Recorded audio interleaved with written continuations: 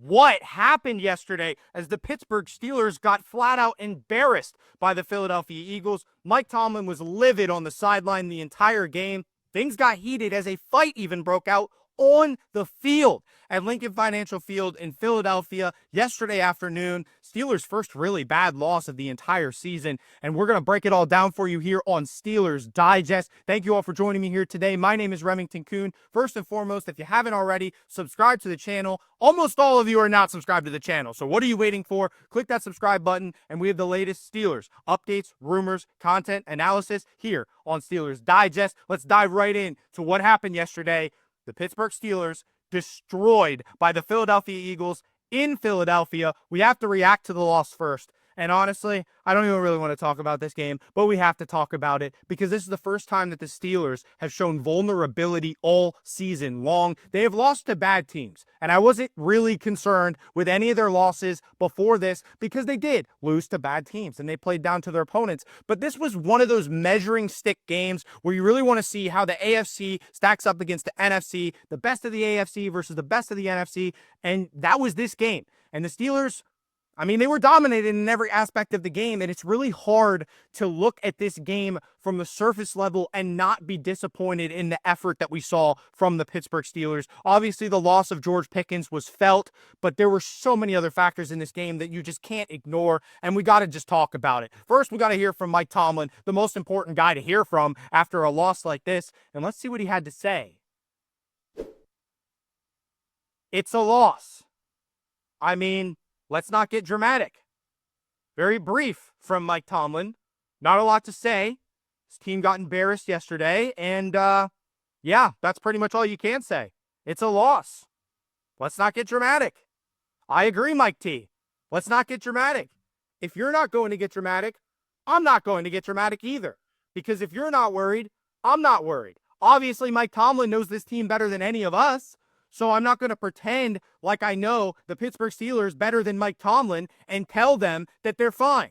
Because Mike Tomlin knows they're fine. He knows he has a really good football team. There's a reason he has never had a losing season. It's because a loss like this doesn't define you. And the Steelers know that. They know that there's 3 games left to play this season. And one of them is for the division. So if they beat the Baltimore Ravens this Saturday, guess what? They win the AFC North. And guess what doesn't matter? That loss to Philly. So right now, Mike Tomlin is focused on the task at hand. This team can't get down. This team can't think, oh, we're terrible. We're not terrible. We're a great football team, and we had a bad game. It happens. Their offense put up the least yards that they have put up since 2010. And there's a reason the Eagles have a top 5 defense. They have an argument for the best defense in the NFL. And when you don't have your best player on offense, George Pickens, it makes your job a heck of a lot harder, and Russell Wilson found that out the hard way yesterday. So let's dive into the actual stats of the game because there's plenty to look at there as well. First, let's look at the player stats. Obviously, Jalen Hurts played his best game of the entire season. That doesn't help. Like I said, I mentioned it, and I'm going to mention it again. The Steelers' offense, 163 yards and 13 points. They lost the time of possession battle by 20. But we're not even getting into the team stats yet. These are the player stats, so I'll show you those stats here in a second. But the player stats are just as embarrassing. Look at what Jalen Hurts did. Again, best game of the season for him. Look at what A.J. Brown did. He's been terrible the last few weeks, and he dominated. He made Joey Porter Jr. look terrible yesterday. Dante Jackson got hurt. That didn't help. Devontae Smith went crazy even before he got hurt. It's not a good sight. Jalen Hurts having his best game, A.J. Brown having his best game in a while, and Devontae Smith having his best game of the season isn't good. Saquon Barkley was barely on the field. The guy got hurt. They were using Kenneth Gainwell for a while, and it didn't matter. The Steelers still got embarrassed. It was just, that was a hard game to watch. I'll tell you 100 times over. That was a hard game to watch. And it hurts even talking about it after the fact because they couldn't move the ball. And it hasn't beat them most of the season to not be able to move the ball. It hasn't beat them. But now you get to play a team like Philly, a really good football team, and then it starts to show that, hey, we're not ready for this. And they weren't ready for this. All right, so team stats are more important. Let's look at the team stats. I don't really care about the player stats. I just brought that up to show you that A.J. Brown, Devontae Smith, and Jalen Hurts had a day, even without Saquon Barkley having any impact on the game. And again, it's because he got hurt, but still, no impact on the game from Saquon. What really matters, though, is these team stats. Because like I said, worst offensive game in about 15 years for the Pittsburgh Steelers. And that's with Russell Wilson at quarterback on an offense that has been red hot even without George Pickens. And that shows you just the level of competition discrepancy between the teams the Steelers have played and now the Philadelphia Eagles. Because the Eagles are one of those elite teams in the NFL. They are one of two teams in the NFC that could legitimately win the Super Bowl. Eagles and Lions. That's it. That's it. And in the AFC, the Steelers were supposed to be among that elite tier. Well, we're starting to see they're not in that elite tier. So look at these stats. Look at these team stats and tell me that you didn't get dominated. Look at the time of possession. That's the first thing I see that stands out to me is time of possession. What happened?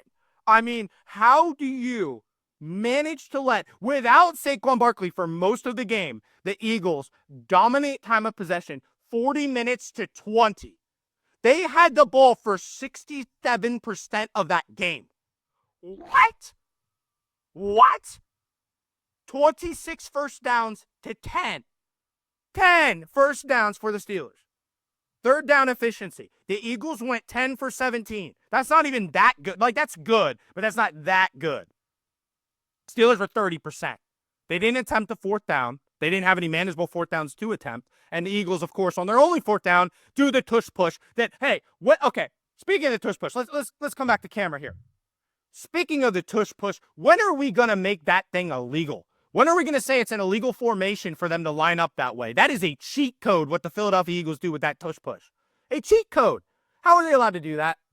I mean, it's been years, and they've been getting away with it, and it's like, okay, it's their advantage against any team they play. Yes, you have to have good linemen to do it. Yes, you got to have a quarterback that squats 600 to do it, and a running back to push him that also squats 600. I get that. But what in the heck are we doing? Can we just make this play illegal already? I mean, the Eagles are the only team in the NFL that is this dominant. Yes, they should have an advantage, whatever. They got enough advantages. We don't need to let them be able to do the brotherly shove or the tush push or whatever you want to call it. Let's get this thing illegalized soon because it's starting to really make me upset. When we watch the Eagles, anytime I watch the Eagles, I'm seeing them do this dumb tush push every time they get to the goal line, every time they get a fourth and short. It is, oh man, I'm just annoyed with it, and I just want to see it stop. Man, the only guy that could probably stop that tush push, and I was talking to a couple football fans yesterday about it, the only guy that we could put our finger on, maybe a couple guys that could stop that, Vince Wilfork and Warren Sapp. I can't think of many more guys that could actually stop that. If Cam Hayward can't stop that, I don't know who's going to stop it in today's NFL. Could Aaron Donald stop it? Maybe. I don't know. But regardless, it's a good advantage for the Eagles to have. Let them have it. I personally just think they should get that out of the game. I think it's bad for the game. But anyways, back to the stats. Sorry for the ramble, guys. That's what this is all about. Just dominating in every aspect of the game. I mean, Jalen Hurts playing like a superstar. I mean, people have criticized Jalen Hurts for a while now, and he showed yesterday against a really good Steelers defense that he is still that elite quarterback. And I don't know if you're going to win a Super Bowl with Jalen Hurts, Philly. I don't know, but he looked good enough yesterday to win a Super Bowl. Josh Allen, Jalen Hurts, Jared Goff. I mean, there's a lot of good quarterbacks in the league, but Jalen Hurts is up there. And people want to say he's not, but he's up there. When he's on his game, now he hasn't had to throw the ball. That's the thing. Here, back to camera again. Jalen Hurts hasn't had to be on his game because of Saquon Barkley. Now you take Saquon Barkley out of the equation for even a little bit, and the Eagles' game plan to attack the Steelers' passing defense, they had a great game plan. What more can you? They had a great game plan. They executed to perfection. They did everything right. They did everything they needed to do to win that game. But Steelers, man, I thought we were up there in that elite tier. I really did, and yesterday showed that we're not. So let's get off that, okay? Our goal was never to win the Super Bowl. Can you agree with me there? I know we want, as Steelers fans, we want to be hopeful. Hey, we can win a Super Bowl. We can. I'm not saying we can't, but our goal is to win a playoff game first and foremost. We haven't won a playoff game in a while, right? Lost to the Bills last time out. So first off, what do you need to do to win a playoff game? You need to make the playoffs, right? So let's first talk about the good things that happened yesterday, and that's the fact that even though we lost, the Colts lost too, which means the Pittsburgh Steelers are back in the playoffs. And did I ever have any doubt? No. Did you ever have any doubt? I hope not, Steelers Nation. But we're back in the playoffs. Playoff berth clinched despite losing. That is one positive that you can ride into one more game against the Baltimore Ravens, where if you win that game, you win the division. You got nothing else to play for the rest of the year. Rest your starters. Make sure TJ's okay. I hope he's ready for Baltimore because we need him with that low ankle sprain. But either way, beat Baltimore. You win the division. You're already in the playoffs. You're feeling good. All right, let's get going with that. So, clinch the playoffs, that's a positive. Had to just one positive, right? Never hurt anybody. Well, let me tell you another positive while we're at it, because there's another one that you guys might not know about either. Another thing that you can actually take from that game yesterday that's a positive, and that is we don't need to compete for the number 1 seed anymore. We win yesterday, we're still in the mix. We lost yesterday, now we're not in the mix. So now you're not playing for that bye week anymore and chasing Kansas City, who has 13 wins. Now with 3 games left, you're sitting at 10 wins. You got pretty much no chance of getting that number 1 seed. So now you're just trying to get a home game in the playoffs. And the only team I'm scared of, let's pull up the playoff bracket next. The only team in the AFC that I am legitimately scared of is the Buffalo Bills. They beat us last time. They can beat us again. Josh Allen, best quarterback in the NFL, in my opinion. That guy will rip our defense up. Anybody else, I feel good. I feel confident against Baltimore. I feel confident against Houston, the way they've looked this year. I feel confident against Denver. I feel confident against the Chargers. We've already beat some of those teams. We've already beat most of those teams. So let's be confident going into the playoffs, knowing as long as we don't play Buffalo, we're feeling pretty good. I'm feeling pretty good about playing any of those teams in the AFC other than the Bills. Let's avoid the Bills. And as long as we don't play in the first round, I think we can win that playoff game, get over that hump, and then this season becomes progress. Because for me, progress isn't winning a Super Bowl. You guys might have that expectation to win a Super Bowl. My expectation for the Steelers this year was not to win a Super Bowl. I'll be honest with you. My expectation for the Steelers this year, make the playoffs, win a playoff game. Keep taking those strides forward. Keep getting better every year. It's not going to happen overnight. Sometimes you get in and you get hot. Sure. I love that idea.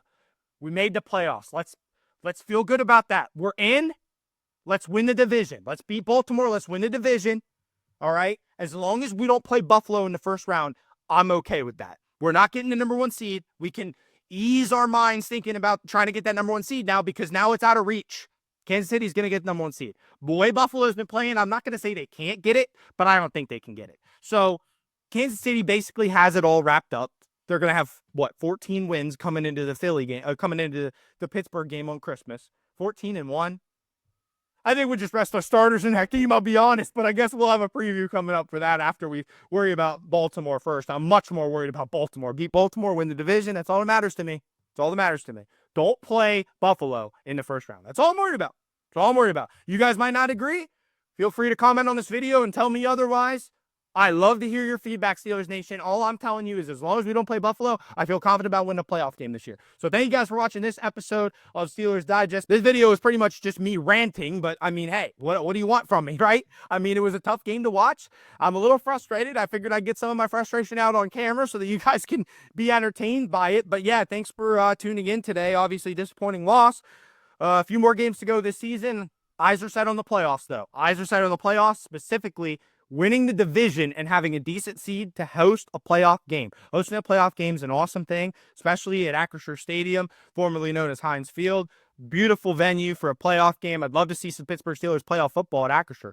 It'd be awesome. So let's have that. Let's focus on that. Let's beat the Ravens on Saturday, win the division. We'll have a game preview coming up this week for that one, and it's going to be a big one. It's going to be a huge one. Play for the division. If you lose that game, you're in trouble. So Pittsburgh Steelers, Steelers Nation, thank you guys for watching another episode of Steelers Digest. My name is Remington Kuhn, and we'll see you on the next episode of Steelers Digest. Subscribe to the channel if you haven't already, and we'll keep you updated on all the latest Steelers news, rumors, trades, analysis, and content. Thank you guys.